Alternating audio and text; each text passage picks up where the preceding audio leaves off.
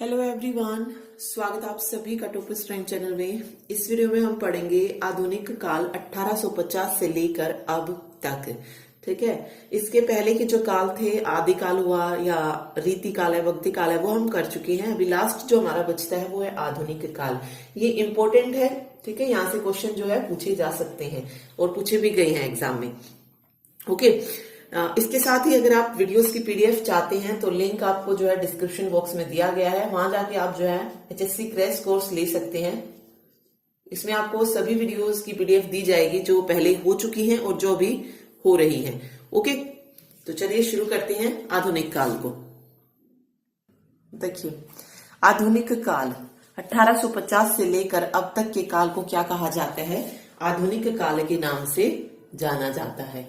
ठीक है, first point जो इसमें इंपॉर्टेंट है, हिंदी साहित्य में आधुनिक काल का नाम सर्वप्रथम आचार्य रामचंद्र शुक्ल द्वारा दिया गया था। उन्होंने आधुनिक काल को क्या नाम दिया था? गद्य काल का नाम दिया था। ठीक है, आधुनिक काल को क्या नाम दिया था? गद्य काल का। 4 भागों में बांटा था आचार्य रामचंद्र शुक्ल ने, तो उन्होंने आधुनिक काल को गद्य काल का नाम दिया था। आगे देखिए, इस युग को नव जागरण नाम से प्रसिद्धि मिली, जिसके प्रणेता कौन माने जाते हैं? भारतेंदु हरिश्चंद्र। अब ये पूछा जा सकता है नव जागरण काल किस उसको कहा जाता है? तो आधुनिक काल को कहा जाता है, या फिर आधुनिक काल के प्रणेता कौन थे या प्रवर्तक कौन थे? जो पूछा गया था तो वो भारतेंदु हरिश्चंद्र थे। ठीक है, फोर्थ पॉइंट जिसमें इंपॉर्टेंट है वो ये है कि इस युग में गद्य साहित्य का विकास हुआ था। इस युग में किसका विकास हुआ था? गद्य साहित्य का विकास हुआ था। अब अगर आप आगे देखेंगे तो आधुनिक काल में अलग अलग युग आए, जैसे पहले भारतेंदु युग आया, फिर द्विवेदी आया, छायावाद आया, प्रगतिवाद आया। तो वो देखते हैं कि कौन सा काल कब से कब तक था। देखिए आगे, आधुनिक काल की अगर हम बात करें तो इसमें सबसे पहले जो युग आया वो था भारतेंदु युग। भारतेंदु युग माना जाता है 1850 से लेकर 1900 तक का जो काल है उसे भारतेंदु युग कहा जाता है। ठीक है, फिर आया द्विवेदी युग। 1900 से लेकर 1918 तक के काल को द्विवेदी युग कहा जाता है। थर्ड था 1918 से लेकर 38 तक का काल, जिसको छायावाद युग के नाम से जाना गया। 1938 से लेकर 53 तक के काल को प्रगतिवाद और प्रयोगवाद का युग कहा गया। और 1953 से लेकर अब तक के काल को नई कविता यानी कि नव लेखन युग के नाम से जाना गया। तो ग्राम सचिव के पेपर में एक क्वेश्चन जो आया हुआ था वो यही था कि कौन सा कवि किस युग से है। ठीक है, तो आई थिंक उसका आंसर प्रयोगवाद था। तो इस तरीके से हमें पता होनी चाहिए कि भारतेंदु युग में कौन कौन से कवि हुए, द्विवेदी में कौन से हुए, छायावाद में कौन से हुए और इनमें कौन कौन। तो अब वो पढ़ते हैं कि भारतेंदु में कौन कौन से आए, फिर बाद में उनकी रचनाएं देखेंगे। ठीक है, देखिए जो 2 युग मोस्ट इंपोर्टेंट इसमें रहे वो थे भारतेंदु युग और द्विवेदी युग। आगे छायावाद और वो भी पढ़ेंगे तो वो साथ साथ कर लेंगे। तो भारतेंदु युग में अगर हम मेन देखिए कि कौन कौन जो थे कवि हुए। ठीक है, कौन कौन से देखिए 1850 से लेकर 1980 तक के काल को भारतेंदु युग कहा जाता है। ठीक है, इसमें आए भारतेंदु हरिश्चंद्र, बालकृष्ण भट्ट, प्रताप नारायण मिश्र और बद्री नारायण चौधरी प्रेमधन। ठीक है, फिर द्विवेदी युग आया था जो कि 1900 से लेकर 1918 तक के काल को कहा गया, जिसमें सबसे पहला जो नाम आता है वो आता है महावीर प्रसाद द्विवेदी का।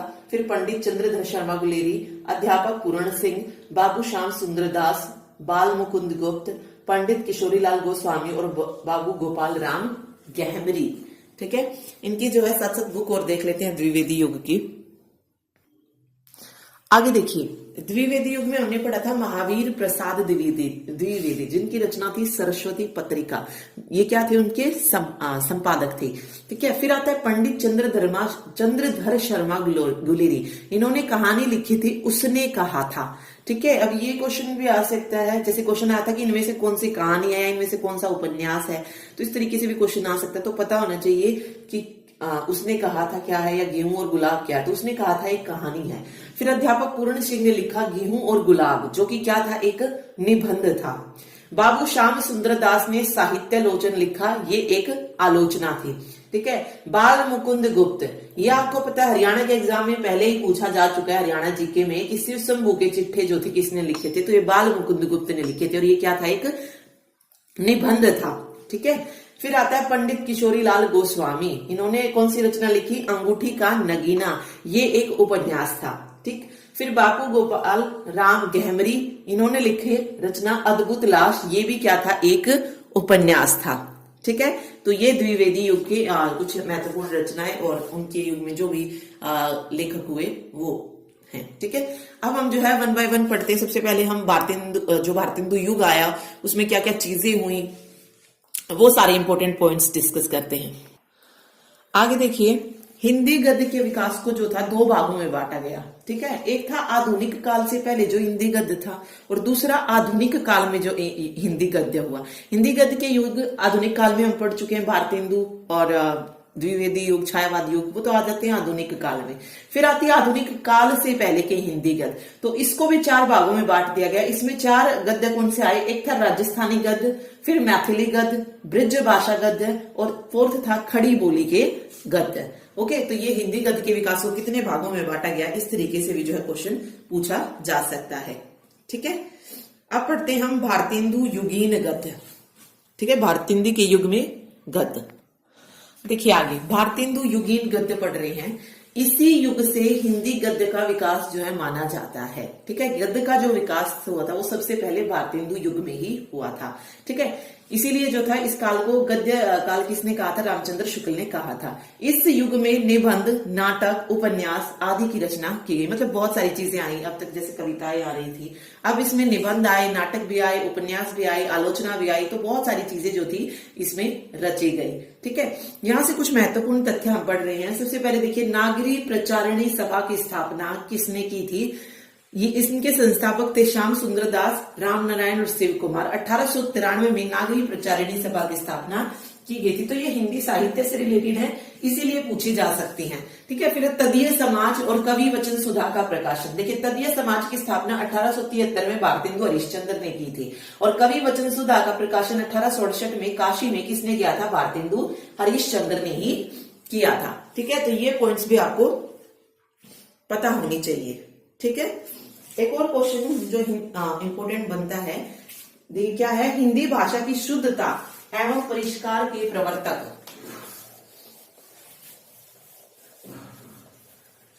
मैं हिंदी भाषा की शुद्धता एवं परिष्कार के प्रवर्तक किसको माना जाता है, महावीर प्रसाद द्विवेदी को। किसको, महावीर प्रसाद द्विवेदी को माना जाता है हिंदी भाषा की शुद्धता और परिष्कार का प्रवर्तक। ठीक है, चलिए आगे हम पढ़ते हैं भारतेंदु मंडल के लेखक और उनके नाटक। आगे पढ़ते हैं भारतेंदु मंडल के लेखक एवं उनके नाटक। ठीक है, सबसे पहला नाम जो आता है वो आता है भारतेंदु हरिश्चंद्र का। ठीक है, जिनके अगर आप फेमस नाटक देखेंगे तो अंधेर नगरी बहुत इंपॉर्टेंट है, भारत दुर्दशा पूछा जा सकता है। ओके, इसके अलावा नील देवी है, सती प्रताप है, ये क्या है, भारतेंदु हरिश्चंद्र के नाटक हैं। उपन्यास इतिहास वो अलग हैं, ये सिर्फ नाटक की बात हो रही है। ये जितने भी लिखे हैं वो सब के सब क्या है, नाटक है। ओके, अगला देखिए, अगला है बद्री नारायण चौधरी। ठीक है, इन्होंने कौन सा नाटक लिखा, भारत सौभाग्य और प्रयाग रामागमन। ठीक है, नेक्स्ट है पंडित बालकृष्ण भट्ट। पंडित बालकृष्ण भट्ट ने कौन कौन सा लिखा, बाल विवाह, कलिराज की सभा। नेक्स्ट है प्रताप नारायण मिश्र, इन्होंने लिखा गो संकट और कली प्रभाव।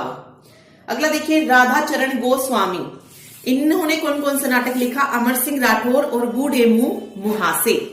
ठीक है, राधा कृष्ण दास ने महाराणा प्रताप और दुखिनी बाला नामक जो थे नाटक जो थे लिखे थे।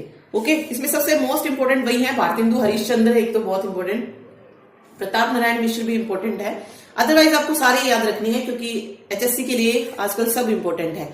ठीक है, तो सारे याद रखिए। ठीक, चलिए आगे पढ़ेंगे हम कि हिंदी भाषी क्षेत्र में जन जागरण में भूमिका निभाने वाली संस्था, यानी कि इस टाइम पे कुछ संस्थाएं बनी जिन्होंने जो लोग थे उनके बीच में जो थी, मतलब उनको जागृत किया था, वो सारी संस्थाएं पढ़ेंगी, कौन कौन सी संस्थाएं आई थी। देखिए आगे, हिंदी भाषी क्षेत्र में जन जागरण में भूमिका निभाने वाली संस्थाएं।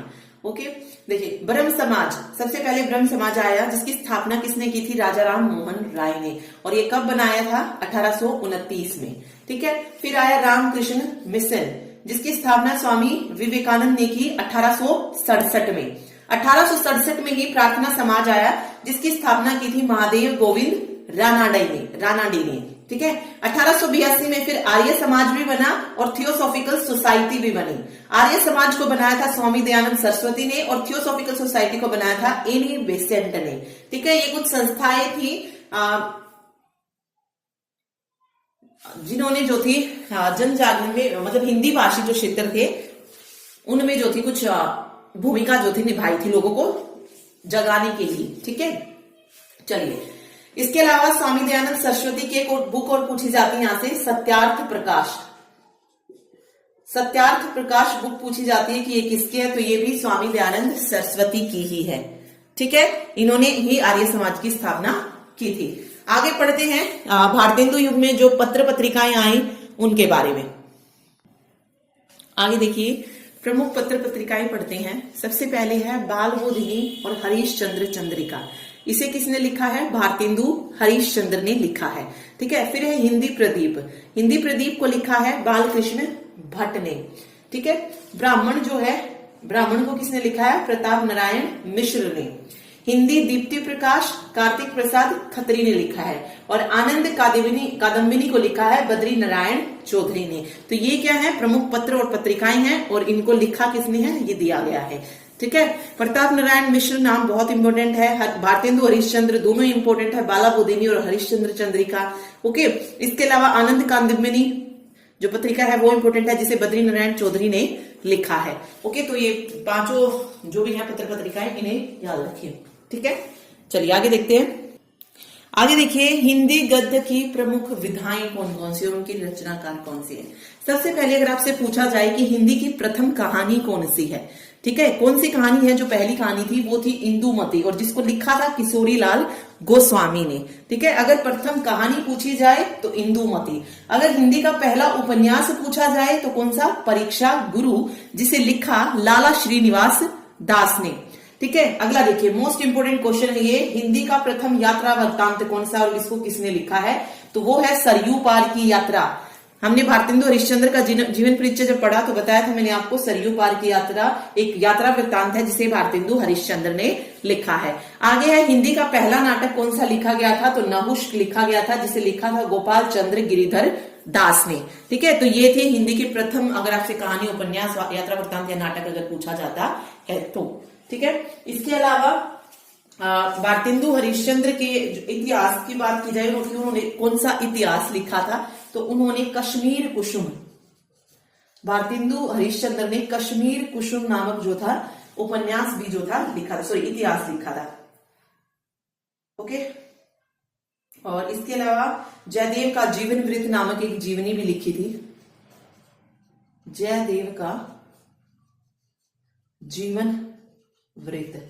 ठीक है, कश्मीर कुसुम क्या थी? एक इतिहास था और ये जीवनी थी। ओके, ठीक है, ये और याद रखिए इसमें। तो ये था पूरा भारतेंदु युगीन जो भी था, क्या कहते हैं, भारतेंदु युग में जो जो चीजें हुई उसके बारे में सारी इंफॉर्मेशन। इसके बाद आया था द्विवेदी युग। ठीक है, अब उसके बारे में पढ़ते हैं। आगे देखिए, हम पढ़ रहे हैं द्विवेदी युगीन गद्य। ठीक है, द्विवेदी युग जो आया था इसका नामकरण किसके उन पर किया गया था? किस लेखक के नाम पर? आचार्य महावीर प्रसाद द्विवेदी के नाम पर इसका नामकरण किया गया था। ठीक है, फिर द्विवेदी युग को जागरण सुधार काल किसने कहा? जागरण सुधार काल की संज्ञा किसने दी? ये पूछा जा सकता है। तो ये दी थी डॉक्टर नागेंद्र ने।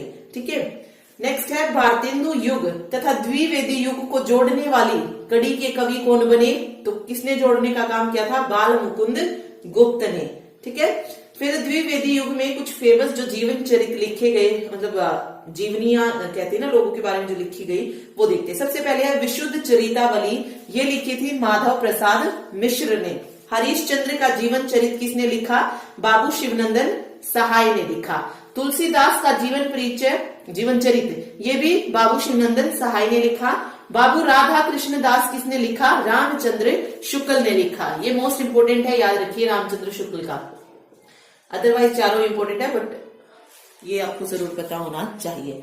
ओके, उसके बाद हम पढ़ते हैं द्विवेदी युग के महत्वपूर्ण नाटक। देखिए आगे महत्वपूर्ण नाटक, देखिए सबसे पहला जो आता है वो आता है सुदामा। ये नाटक लिखा था शिवनंदन सहाय ने। अभी शिवनंदन सहाय के बारे में हमने 2 जीवन चरित्र भी पढ़े। कौन कौन सा था? एक हरिश्चंद्र जीवन चरित्र था और दूसरा तुलसीदास जीवन चरित्र था। वो भी किसने लिखे हैं? शिवनंदन सहाय ने लिखे हैं। श्रीदामा ये किसने लिखा नाटक? राधाचरण गोस्वामी ने लिखा है। उद्धव नाटक ब्रिजनंदन सहाय ने लिखा है। रामाभिषेक ये गंगा प्रसाद ने लिखा है।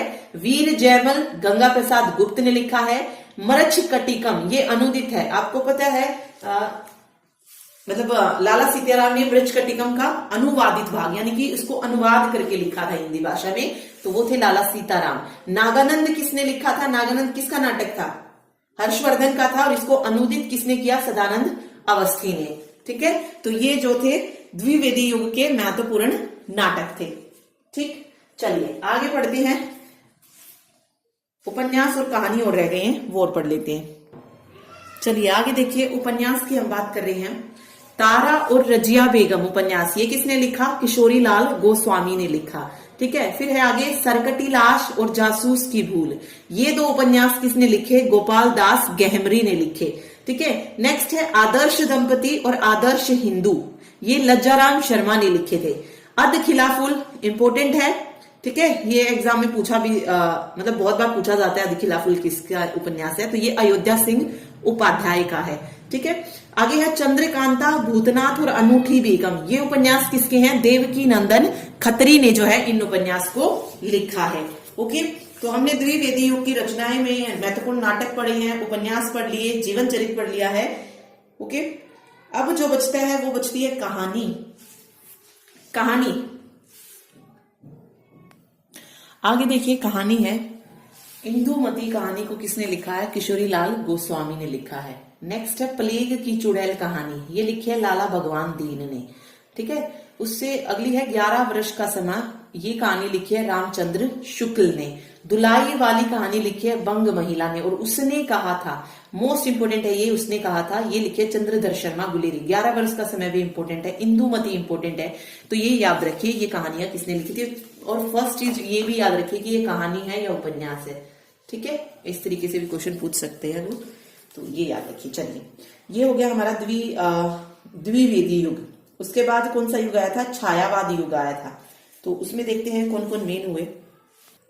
आगे देखिए, आगे है छायावाद युग। ठीक है, छायावाद युग में नाटक उपन्यास और निबंध देखते हैं। सबसे पहले हम नाटक की बात कर रहे हैं, तो देखिए कौन कौन सा नाटक छायावाद युग में लिखा गया। कल्याणी, ध्रुव सामिनी, चंद्रगुप्त, स्कंदगुप्त, रक्षाबंधन और प्रतिशोध। और ये सभी के सभी नाटक किसने लिखे थे? जयशंकर प्रसाद ने लिखे थे। ठीक है, उपन्यास की बात करें तो देखिए गबन, गोदान, रंगभूमि, कर्मभूमि, कायाकल्प और सेवा सदन। और इसको लिखा किसने? मुंशी प्रेमचंद ने। ठीक है, निबंध की अगर हम बात करें तो छायावाद युग में जो निबंध लिखे गए वो थे भाव या मनोविकार, घृणा, क्रोध, रहस्यवाद, जिन्हें लिखा था रामचंद्र शुक्ल ने। ठीक है, और रामचंद्र शुक्ल के जितने भी निबंध हैं वो किसमें संकलित है? चिंतामणि निबंध संग्रह में संकलित है। ठीक है, ये पॉइंट याद रखिए। छायावाद के बाद एक छायावादोत्तर युग भी आया, तो उसको देखते हैं अभी। आगे देखिए छायावादोत्तर युग। ठीक है, छायावादोत्तर युग को हिंदी गद्य की सर्वांगीण उन्नति का युग जो है माना जाता है। इस युग के जो प्रमुख लेखक हुए उनके नाम मैंने लिखे हैं, मेन जो हुए, हजारी प्रसाद द्विवेदी, रामधारी सिंह दिनकर, भगवती चरण वर्मा, डॉक्टर नगेंद्र, फणीश्वर नाथ रेणु, धर्मवीर भारती, राम वृक्ष बेनीपुरी, बनारसी दास चतुर्वेदी, और जो लास्ट नाम है वो है हरिशंकर प्रसाई। और भी बहुत सारे हुए, बट जो मेन हुए मैंने आपको बता दिया है। ठीक है, इसके अलावा विद्या निवास मिश्र भी था, शांति प्रिय द्विवेदी भी थे, और भी थे बहुत सारे। बट आपको पता है हिंदी में जो मेन नाम आते हैं वो हजारी प्रसाद द्विवेदी आता है, रामधारी सिंह दिनकर आता है, फणीश्वर नाथ रेणु है, धर्मवीर भारती है। तो ये कुछ मेन नाम मैंने लिखे हैं जो कि छायावादोत्तर युग के लेखक माने जाते हैं। ठीक है, उसके बाद आया प्रयोगवाद। प्रयोगवाद पढ़ते हैं अभी। आगे हम पढ़ रहे हैं प्रयोगवाद युग। ठीक है, प्रयोगवाद युग में अगर हम बात करें तो 1943 से लेकर 60 तक का जो काल था, जिसमें हमने तार सप्तक कवि पढ़े थे। ठीक है, तार सप्तक वो सारे जो हैं इसी में आते हैं प्रयोगवाद युग में। साहित्य में प्रयोगवाद के प्रवर्तक कौन माने जाते हैं? अज्ञेय। तो प्रथम तार सप्तक भी किसने लिखा था? अज्ञेय ने लिखा था। मतलब जनक कौन माने जाते हैं? अज्ञेय ही माने जाते हैं। तो प्रयोगवाद के प्रवर्तक भी कौन माने जाते हैं? अज्ञेय कहलाई, जिनकी रचनाएं दी गई है नदी के द्वीप और शरणार्थी कहानी। ठीक है, प्रयोगवाद का जो है अलग अलग नामों से पुकारा गया। कोई इसे प्रयोगवाद कहता है, कोई इसे प्रपद्धवाद कहता है, प्रपद्धवाद, और या इसे नई कविता के नाम से भी जाना जाता है। ठीक है, और बिहार के 3 कवि हुए नलिन विमोचन, केशरी नारायण शुक्ल और नरेश ने इसे क्या नाम दिया था? नकेनवाद का नाम दिया था। नकेनवाद या एक और नाम था प्रपद्धवाद। ठीक है, प्रपद्धवाद। तो पेपर में एक क्वेश्चन आया था कि नकेनवाद जो है ये किस युग को कहा गया था? नकेनवाद। तो नकेनवाद कहा गया था प्रयोगवाद युग को। ठीक है, प्रयोगवाद युग को क्या कहा गया? नकेनवाद भी कहा गया। ठीक, तो याद रखिए बिहार के 3 कवि थे, नलिन विमोचन, केशरी नारायण शुक्ल और नरेश। इन्होंने जो था इसका प्रवर्तन किया था नकेनवाद में। ठीक है, तो ये चीजें इसमें याद रखिए। ओके, तो इसमें जो भी प्रथम तार सप्तक हुए वो हमने पढ़ा है, सारे वो आएंगे इसमें। सेकंड में हमने पढ़ा जो उनकी रचनाएं थी वो देखी थी हमने। ठीक है, मतलब कौन कौन से मेन कवि हुए थे। आगे हुआ गिरिजा कुमार माथुर था, मुक्तिबोध था, भारत भूषण अग्रवाल, रामविलास शर्मा हुए, इसके अलावा धर्मवीर भारती था, कीर्ति चौधरी थे, मतलब तीसरे सप्तक में जो आए थे। ठीक है, तो ये प्रयागवाद युग से माने जाते हैं। ओके, चलिए ये आखिरी युग था इसका।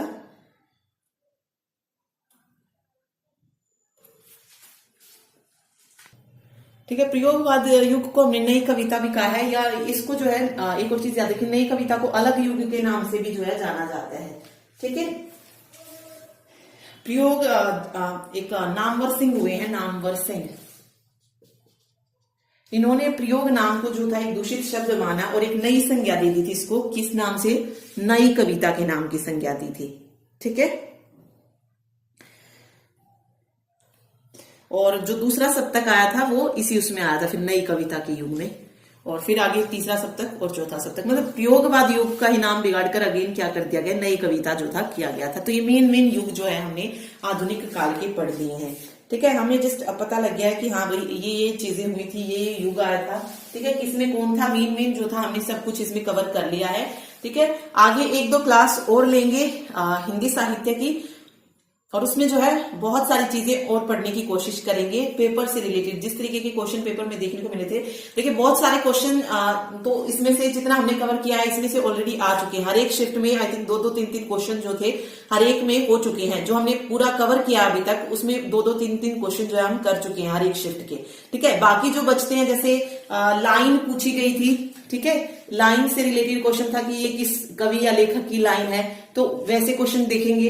ओके, साथ ही कुछ भाषा से रिलेटेड था, एक बारोपीय परिवार से रिलेटेड था। वैसे तो हमने भाषा परिवार पहले भी किया हुआ है। ठीक है, बट अगेन जो है इसको एक टॉपिक को फिर से कवर करेंगे, भाषा परिवार को। ठीक है, कौन कौन से भाषा परिवार है, 4 भाषा जो परिवार जो है उनको दोबारा देखेंगे। ओके, तो कुछ चीजें रहती है वो देखेंगे, 1-2 ही आएगा। ठीक है, 1-2 लेक्चर और आएगा, उसके बाद हमारा हिंदी साहित्य जो है लगभग कंप्लीट हो जाएगा। ठीक, मिलते हैं नेक्स्ट वीडियो में। Thank you so much.